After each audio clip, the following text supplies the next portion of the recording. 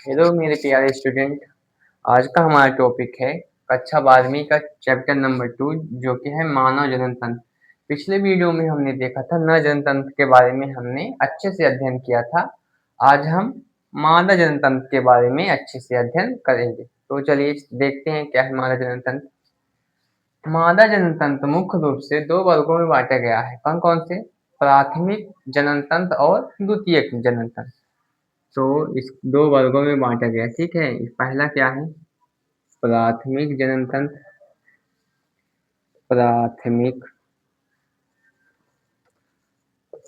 प्राथमिक जनन तंत्र।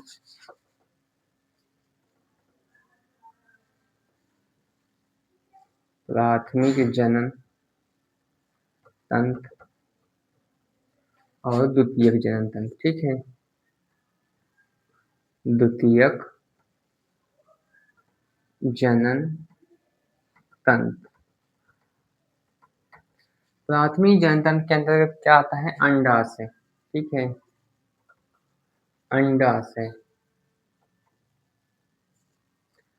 और द्वितीयक जनन तंत्र के अंतर्गत क्या आता है? अंडवाहिनी हो गया, अंडवाहिनी। गर्भाशय हो गया,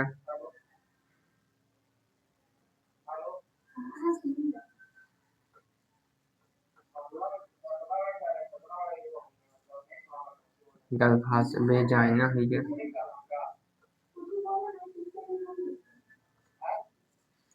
और चौथा क्या हो गया? स्तनी ग्रंथि, ठीक है। हम मुख्य रूप से अंडाशय हो गया, अंडवाहिनी हो गया, गर्भाशय हो गया, वेजाइना हो गया और स्तनी ग्रंथि हो गया। इन्हीं के बारे में हम मादा जनन तंत्र के अंतर्गत क्या करेंगे? अध्ययन करेंगे, ठीक है। तो पहला हम क्या देखेंगे? अंडाशय। तो देखते हैं अंडाशय क्या है। हेडिंग डालते हैं क्या? अंडाशय। पहले इसके बारे में अच्छे से जान लेते हैं कि अंडाशय क्या है।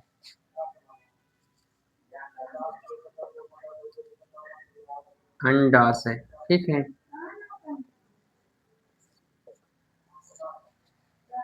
अंडाशय क्या होता है? अंडाशय की संख्या क्या होती है? दो होती है। या अंडाशय के अंतर्गत क्या होता है? अंडाशय के अंतर्गत अंडाणुओं का निर्माण होता है, ठीक है। और अंडाशय से मुख्य रूप से एस्ट्रोजन मादा हार्मोन निकलता है जो कि द्वितीयक लैंगिक लक्षण के लिए जिम्मेदार होता है। कहने का मतलब यह है कि द्वितीयक लैंगिक लक्षण जैसे हो गया शरीर का बढ़ना, आवाज का पतला होना, ये सब द्वितीयक लैंगिक लक्षण के अंतर्गत आते हैं। तो चलिए लिखते हैं अंडाशय के बारे में दो चार पॉइंट। तो हमारा पहला पॉइंट क्या है?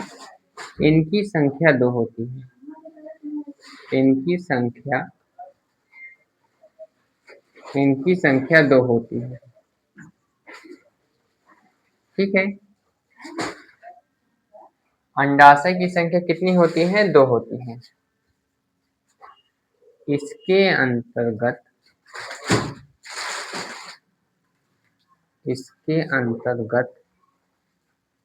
अंडाणुओं का निर्माण होता है। किसका? अंडाणुओं का निर्माण होता है।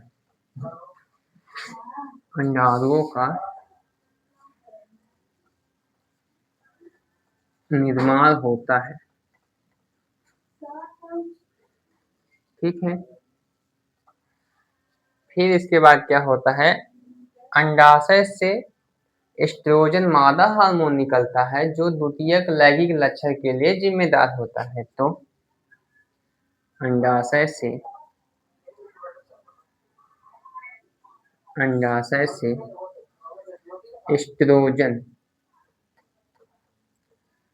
एस्ट्रोजन मादा हार्मोन निकलता है,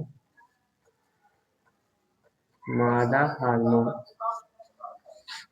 निकलता है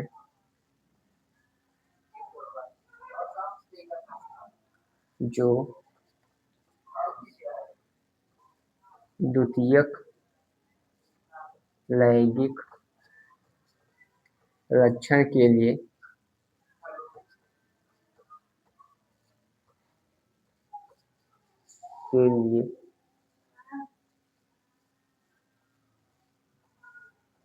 जिम्मेदार होता है।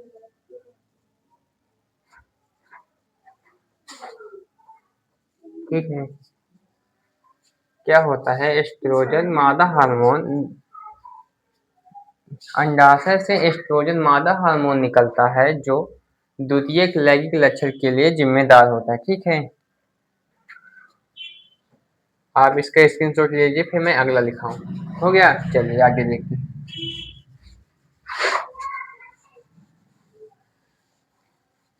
एस्ट्रोजन का जो जीवन काल होता है, एस्ट्रोजन का नहीं, अंडाणुओं का जीवन काल,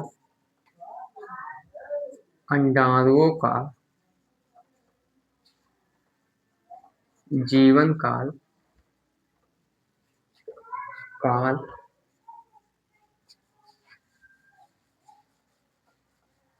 अंडाणुओं का जीवन काल 24 से 48 घंटे का होता है।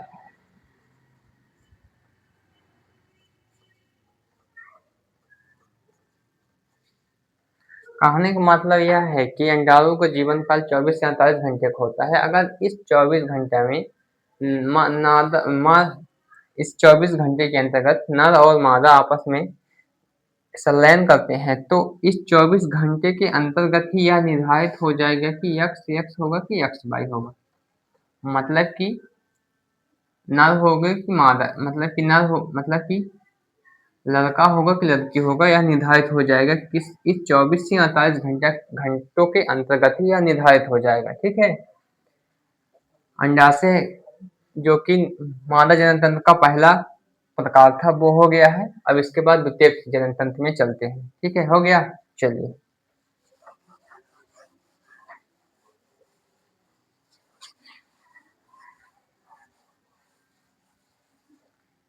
इसके बाद द्वितीय जनन तंत्र में हम यह देखेंगे कि पहले टॉपिक हमारा क्या है, अंडवाहिनी।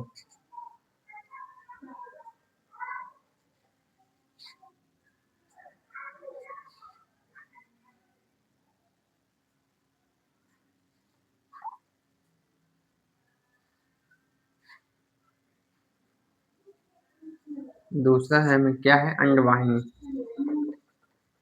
अंडवाहिनी, जो अंडवाहिनी होता है इसका क्या कार्य होता है, अंडवाहिनी इसकी लंबाई कितनी होती है, 10 से 12 सेंटीमीटर। ठीक है, 10 से 12 सेंटीमीटर जो अंडवाहिनी होती है, यहीं पे नर युग्मक और मादा युग्मक क्या होता है, संलयन होता है। ठीक है, तो चलिए लिखते हैं अंडवाहिनी।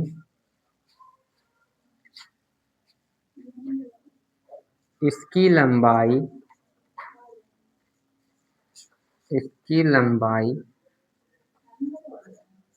10 से 12 सेंटीमीटर की होती है।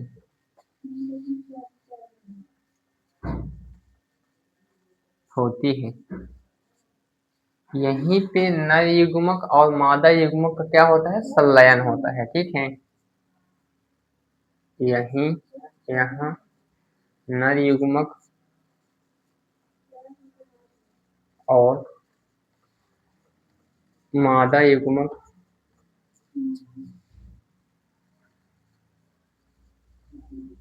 का संलयन होता है। ठीक है, संलयन होता है।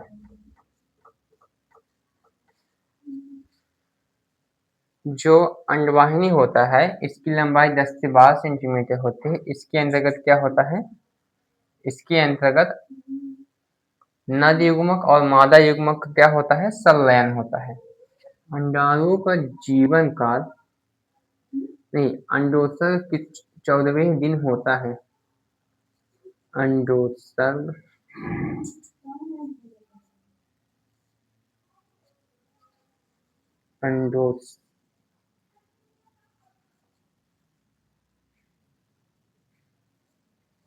अंडोत्सर्ग 14वें दिन होता है, 14वें दिन होता है। ठीक है,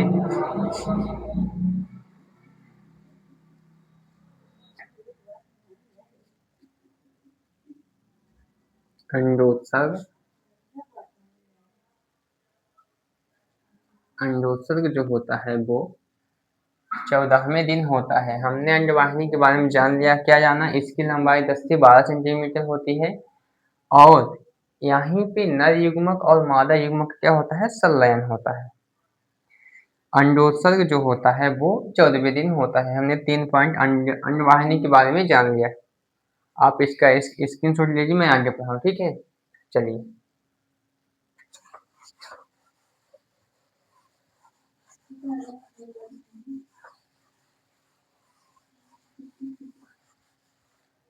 अंडवाहिनी जो कि मैंने अभी देख लिया, इसके बाद क्या आता है? गर्भाशय। तो चलिए देखते हैं गर्भाशय क्या है। गर्भाशय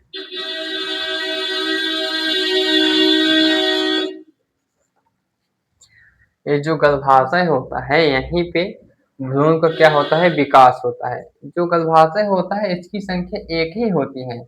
उसके अंतर्गत भले ही 2 शिशु का निर्माण विकास हो, लेकिन गर्भाशय की संख्या कितनी होती है? एक होती है। तो लिखेंगे इसकी संख्या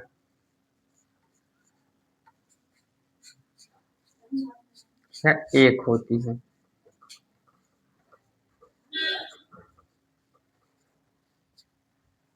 इसकी संख्या एक होती है, ठीक है। जो गर्भाशय होता है, मान लीजिए गर्भाशय, ठीक है। गर्भाशय ये जो मुख वाला भाग होता है,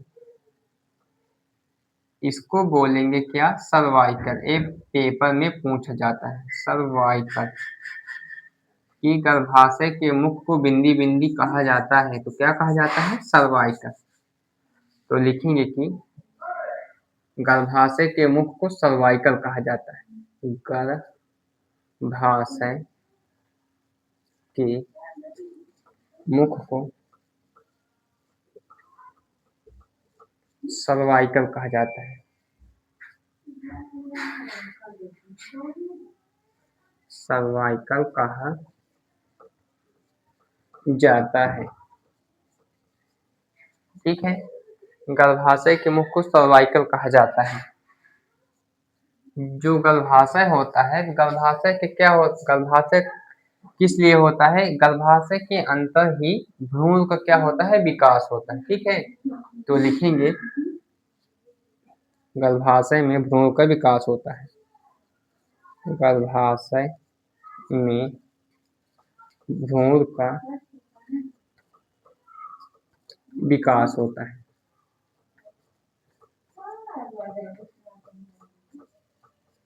ठीक है। गर्भाशय के अंदर ही भ्रूण का क्या होता है? विकास होता है। हमने अंडवाहिनी के बारे में जान लिया। गर्भाशय के बारे में हमने जान लिया कि इसकी संख्या 2 होती है, इसकी संख्या 1 होती है। गर्भाशय के मुख क्या बोलते हैं? सर्वाइकल कहा जाता है।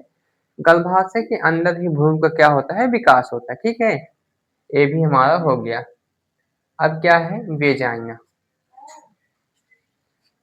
आप इसका स्क्रीनशॉट ले लीजिए। हो गया, चलिए आगे देखते हैं।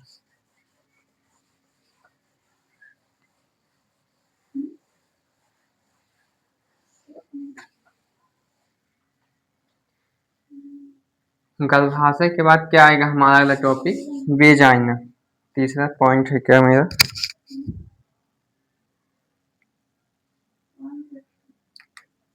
वेजाइना। वेजाइना, ठीक है। हम इसके बारे में जानेंगे क्या है।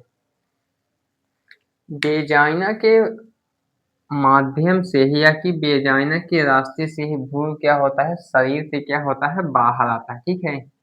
वेजाइना से कितना काम होता है कि यह भ्रूण को शरीर से क्या करता है? बाहर निकालता है और कुछ नहीं। जैसे हो गया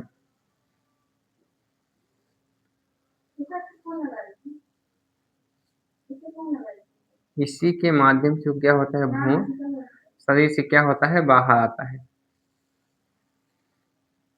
मान लीजिए चित्र है उसका, वेजाइना का, ठीक है। इसी के माध्यम से क्या होता है? भ्रूण क्या होता है? शरीर से क्या आता है? बाहर आता है। तो लिखेंगे कि वेजाइना वेजाइना के रास्ते से भ्रूण शरीर से बाहर आता है। वेजाइना के रास्ते से भ्रूण शरीर से बाहर आता है।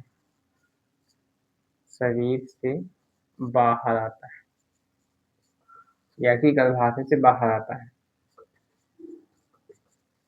ठीक है, वेजाइना के बारे में इतनी ही जानकारी दें। ठीक, इसके बाद क्या आता है? स्तनी ग्रंथ। चौथा हमारा पॉइंट क्या है? स्तनी ग्रंथ। यह बहुत ही इम्पोर्टेंट और मोस्ट टॉपिक है। ठीक है, इसको अच्छे से देख लीजिए। स्तनी ग्रंथ, स्तनी ग्रंथ क्या है? चौथा स्तनी ग्रंथ।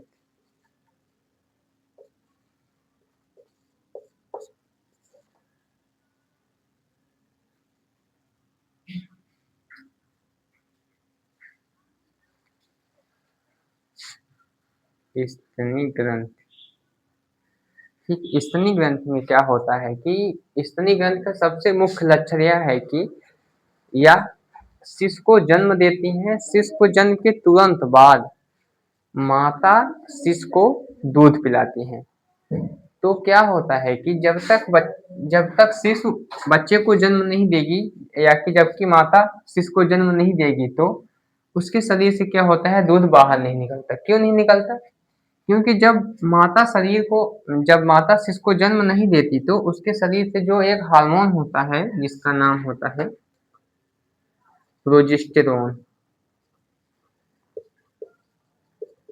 प्रोजेस्टेरोन नामक हार्मोन क्या होता है? शरीर से स्रावित तभी होता है जब माता शिशु को जन्म देती है, तब प्रोजेस्टेरोन नामक हार्मोन स्रावित होता है जिससे शरीर से क्या होता है? दूध निकालने लगता है या कि स्रावित होने लगता है। स्तनी ग्रंथ के यह सबसे मुख्य लक्षण है। तो हम इसको लिखेंगे कि शिशु के जन्म के तुरंत बाद शिशु के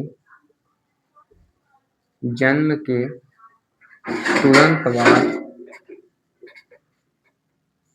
तुरंत बाद शिशु के जन्म के तुरंत बाद पीयूष ग्रंथि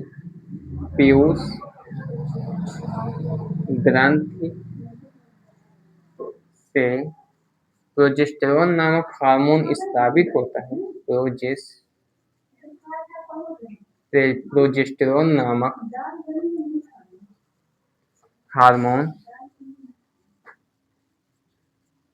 स्रावित होता है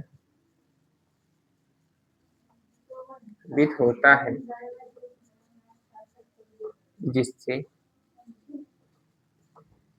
प्रोजेस्टेरोन नामक हार्मोन स्रावित होता है जिससे शरीर में दूध उत्पन्न होता है। शरीर में दूध उत्पन्न होता है। ठीक है,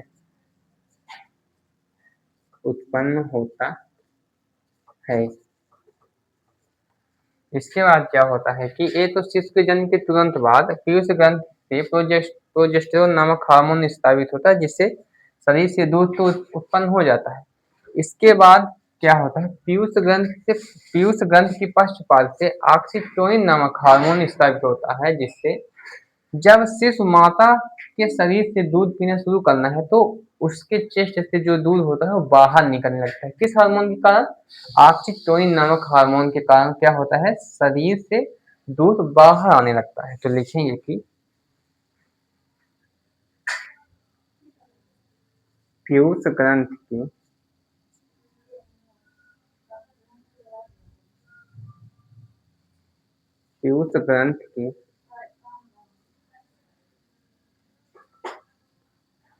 पश्चपाल से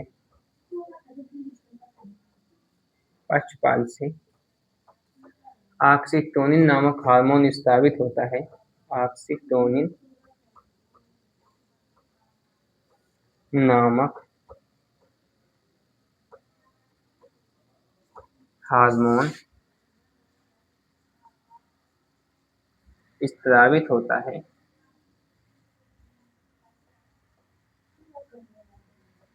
स्रावित होता है, जिससे जब सिर्फ माता के शरीर से दूध पीना शुरू करता है तो चेस्ट से दूध क्या होते हैं, बाहर आने लगते हैं। ठीक है, आप इसका स्क्रीनशॉट लीजिए, मैं आगे पढ़ाऊँ। हो गया, चलिए आगे देखते हैं।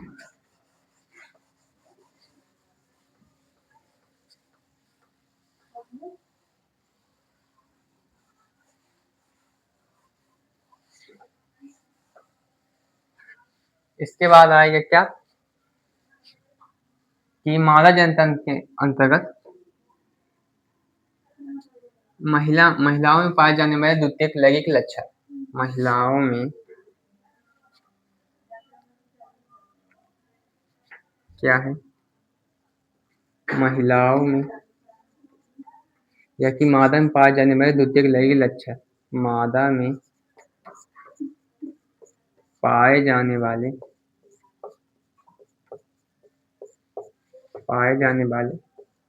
द्वितीयक लैंगिक लक्षण। द्वितीयक लैंगिक लक्षण, ठीक है। यह आपके पेपर के हिसाब से मोस्ट क्वेश्चन है, क्योंकि ये अक्सर क्या होता है, पूछा जाता है। ठीक है, ये सब तो हो गया है। मादा में पाए जाने वाले द्वितीयक लैंगिक लक्षण, ठीक है। तो इसके क्या होता है, मादा में मुख्य रूप से टेस्टोस्टेरोन नामक हार्मोन स्रावित होता है। टेस्टोस्टेरोन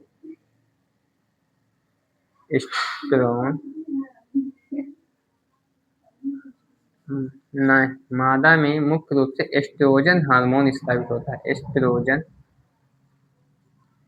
एस्ट्रोजन हार्मोन क्या होता है, स्रावित होता है। स्रावित होता है तो इस हार्मोन के कारण ही द्वितीयक लैंगिक लक्षण क्या होते हैं, होने लगते हैं। द्वितीयक लैंगिक लक्षण का मतलब क्या होता है कि यह जब हार्मोन स्रावित हो जाता है 14 वर्ष की उम्र में या उससे ज्यादा की उम्र में, तो क्या होता है कि लड़कियों की आवाज क्या होने लगती है, पतली होने लगती है, और उनकी शरीर क्या होती है, बढ़ने लगती है, और दूसरे लिंग के प्रति क्या होता है, आकर्षण होने लगता है, सिर्फ और सिर्फ एस्ट्रोजन हार्मोन के कारण। ठीक है, तो लिखेंगे कि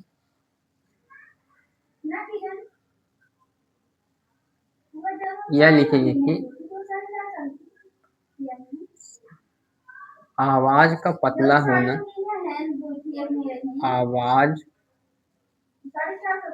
आवाज का पतला होना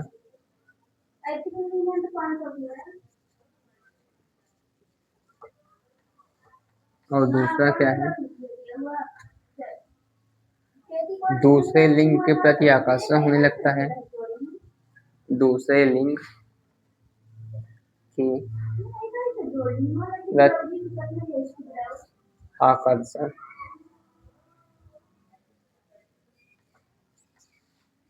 और तीसरा क्या है, शरीर का बढ़ना।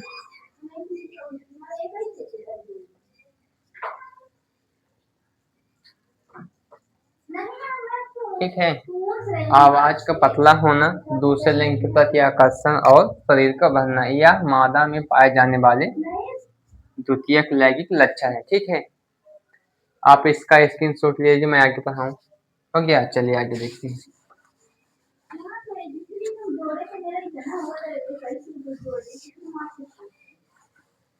इसके बाद क्या आएगा, पेपर में पूछा जाता है कि कोलेस्ट्रॉल क्या है, यह सिस के लिए क्यों आवश्यक है। तो कोलेस्ट्रॉल क्या होता है कि पहले हेडिंग जानते हैं, क्या कोलेस्ट्रॉल। ठीक है, कोलेस्ट्रॉल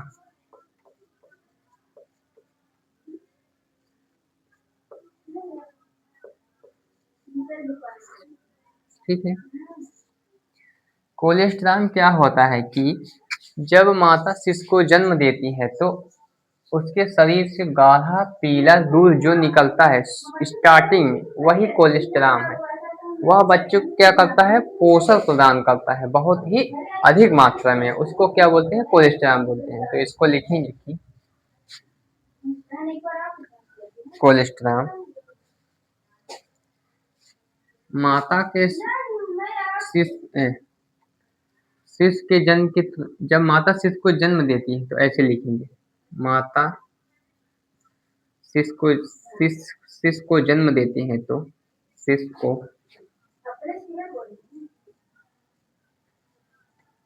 जन्म देती है तो उसके शरीर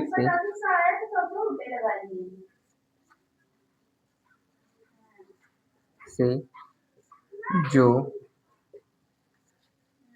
गाढ़ा पीला दूध निकलता है,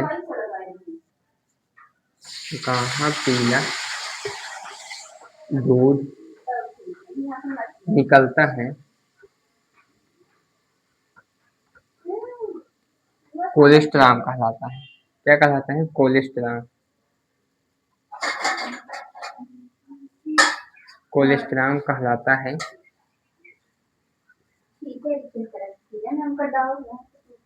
यह बच्चे को पोषण प्रदान करता है, पोषण प्रदान करता है। ठीक है। क्या होता है कि जब माता शिशु को जन्म देती है तो शिशु के तुरंत बाद उसके शरीर से जो गाढ़ा पीला दूध निकलता है उसे कोलेस्ट्राम कहते हैं, या बच्चों को क्या करता है? पोषण प्रदान करता है। ठीक है। आप इसका स्क्रीनशॉट लीजिए, मैं आगे पढ़ाऊँ। हो गया? चलिए,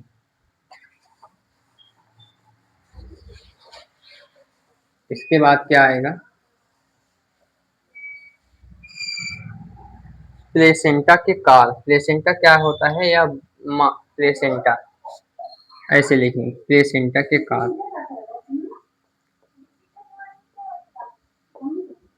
प्लेसेंटा के काल, ये आपके पेपर में क्या होता है? पूछा जाता है प्लेसेंटा के 2 या 4 काल लिखिए। तो क्या है काल? प्लेसेंटा मुख्य रूप से क्या होता है कि यह माता के जो बच्चे को गर्भाशय से क्या करता है? जोड़ने का कार्य करता है। ठीक है। ये मान लीजिए शिशु हो गया, ये गर्भाशय हो गया, बच्चे को क्या करता है? गर्भाशय से बच्चे को क्या करता है? जोड़ने का कार्य करता है। एक तरफ से कहा जाए कि जो प्लेसेंटा होता है इसी के माध्यम से बच्चा शिशु ऑक्सीजन लेता है और कार्बन डाइऑक्साइड छोड़ता है और अपनी मूलभूत क्रिया क्या करता है? प्लेसेंटा एक नली है, उसी के माध्यम से क्या करता है? तो लिखेंगे कि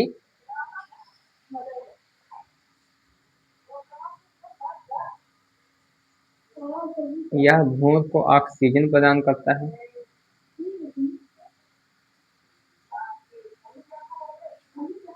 ऑक्सीजन प्रदान करता है,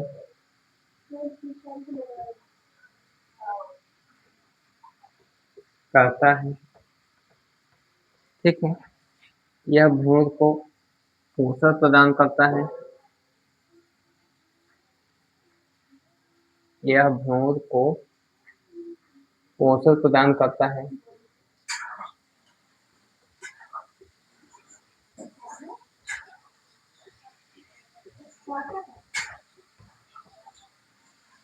और यह क्या करता है? यह क्या करता है? भ्रूण क्या करता है? यह भ्रूण को क्या करता है? पोषण प्रदान करता है और क्या करता है? पोषण का यह भोजन को क्या करता है? पाचन और संग्रह करता है। यह भोजन का पाचन और यह भोजन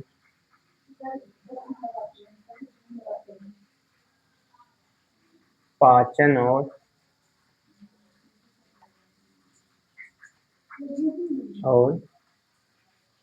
संग्रहण करता है। ठीक है। संग्रहण करता है और क्या करता है? यह क्या करता है कि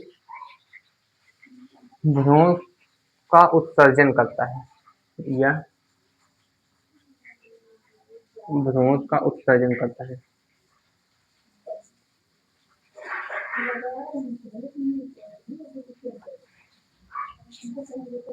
उत्सर्जन करता है और यह क्या करता है, यह भ्रूण का उत्सर्जन करता है और यह भ्रूण क्या करता है, सुरक्षा करता है। जैसे मान लीजिए कोई हानिकारक बैक्टीरिया वायरस क्या करता है, प्रवेश करता है, उसको क्या करता है, रोकता है। तो क्या लिखेंगे,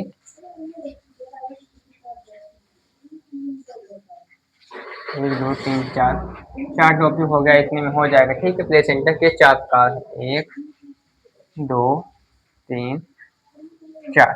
ठीक है, इसके बाद हमारा अगला टॉपिक आएगा, इसका स्क्रीनशॉट ले लीजिए फिर आगे पढ़ाऊँ। अगला टॉपिक है हमारा स्ट्रीम कोशिकाएं क्या है। स्ट्रीम कोशिकाएं, ठीक है, स्ट्रीम कोशिकाएं, ठीक है। चलिए हेडिंग डालते हैं, स्ट्रीम कोशिकाएं। स्ट्रीम कोशिकाएं क्या होती है कि भ्रूण के विकास के लिए कुछ विशेष कोशिकाएं पाई जाती हैं। ठीक है, स्ट्रीम कोशिकाएं भ्रूण के विकास के लिए कुछ विशेष कोशिकाएं पाई जाती हैं जो अंगों और ऊतकों को उत्पन्न करने की क्या करती हैं, क्षमता रखती हैं। ठीक है, स्ट्रीम कोशिकाएं क्या होती हैं, भ्रूण के विकास के दौरान कुछ विशेष कोशिकाएं पाई जाती हैं जो अंगों और ऊतकों को उत्पन्न करने की क्या करती हैं, क्षमता रखती हैं। ठीक है, तो लिखेंगे कि भ्रूण के विकास के दौरान, भ्रूण के विकास के दौरान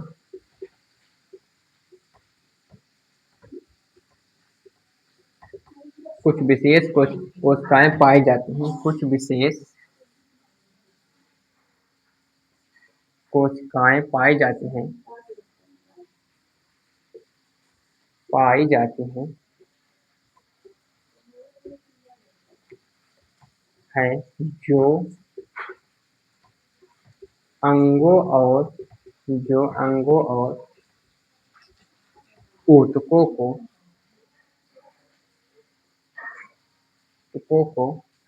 उत्पन्न करने की क्षमता रखते हैं,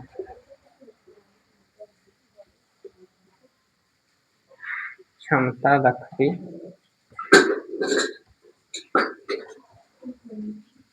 इसकी खोज 1961 में अर्नेस्ट और मैकफ्लिश नामक वैज्ञानिक ने की थी।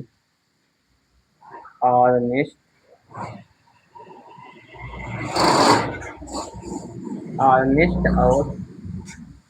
मैकफ्लिश नामक वैज्ञानिक ने मैकफ्लिश नामक वैज्ञानिक ने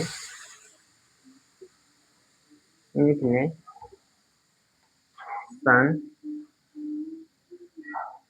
1916 में इसकी खोज की।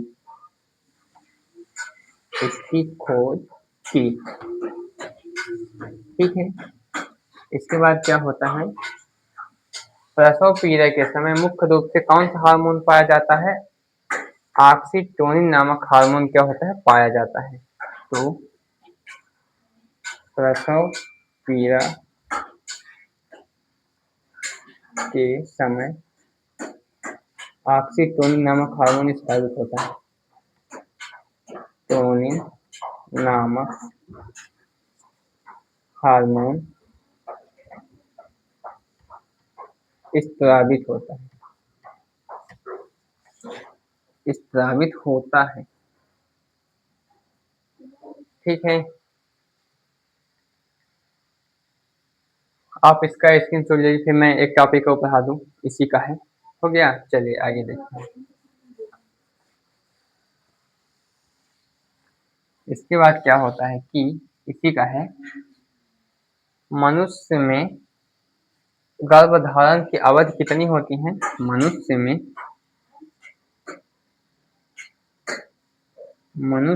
गर्भधारण की अवधि 28 हफ्ते या 280 दिन होती है, 280 दिन। होती है, ठीक है। तो आज के लिए इतना ही, फिर आगे हम आपको इस चैप्टर का जो बचा पढ़ाएंगे, ठीक है। तो ठीक है मेरे प्यारे स्टूडेंट, अगले वीडियो में मिलते हैं आपसे।